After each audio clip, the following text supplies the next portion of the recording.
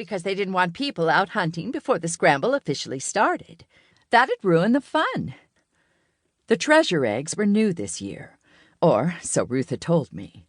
The old scramble, back when I was a kid and my dad supplied all the Easter eggs to the city, was held in the back garden at the Methodist church. The eggs were real, hard-boiled in the school cafeteria, and dyed by the nice ladies in the Friends of the Library. When I was a teen, the Friends switched to plastic eggs with candy inside, due to food safety concerns, much to my father's chagrin. But this year, the mayor was taking things to a whole new level. The kids would still have their plastic egg scramble, but now the adults would have one too. 20 eggs, hidden around town, were filled with codes that would be redeemed for cash at the bank. Clues to their locations were listed on the scrolls that we all clutched in our hands as we waited for the official word that we could open them and begin the search. The idea was that a yearly treasure hunt would bring some much-needed tourism to our small town and inject a little cash into local business.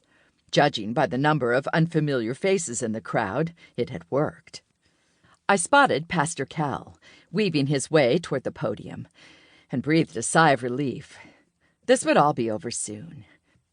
He cleared his throat, straightened his pale blue tie, and bent over the microphone. "Good morning, all."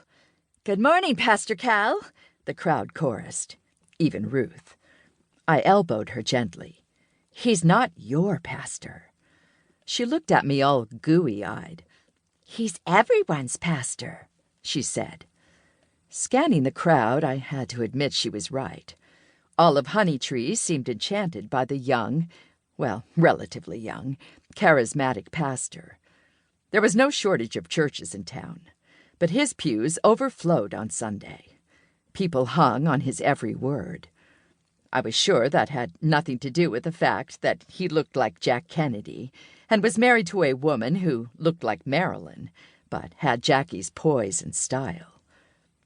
"Amelia's been held up, but we'll start shortly, as soon as she gets here."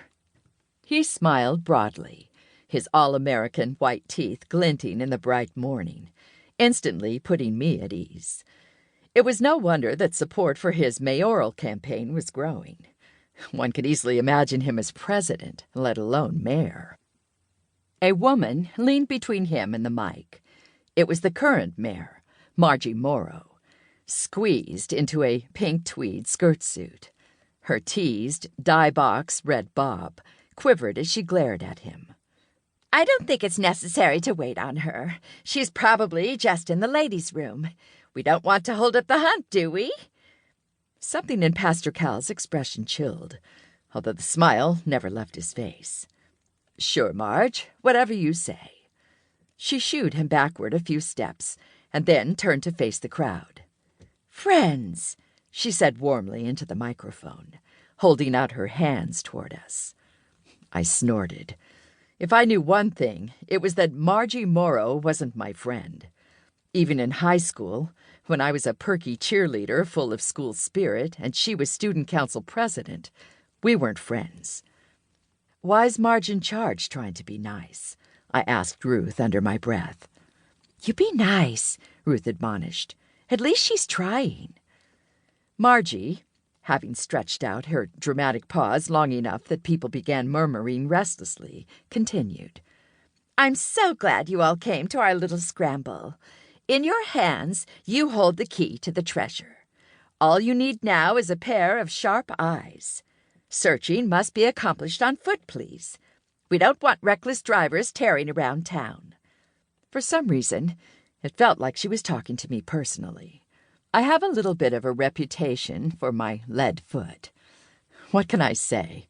I like the feeling of wind in my hair. "Stay off private property and leave everything as you find it. Only one other rule. Conduct yourselves like ladies and gentlemen. If you don't, your prize will be revoked by the sheriff." Margie motioned to Eli, who stepped toward the mic.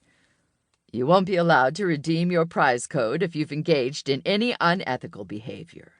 No cheating, stealing, or fighting, please. Remember, this is Honeytree, where life is sweet."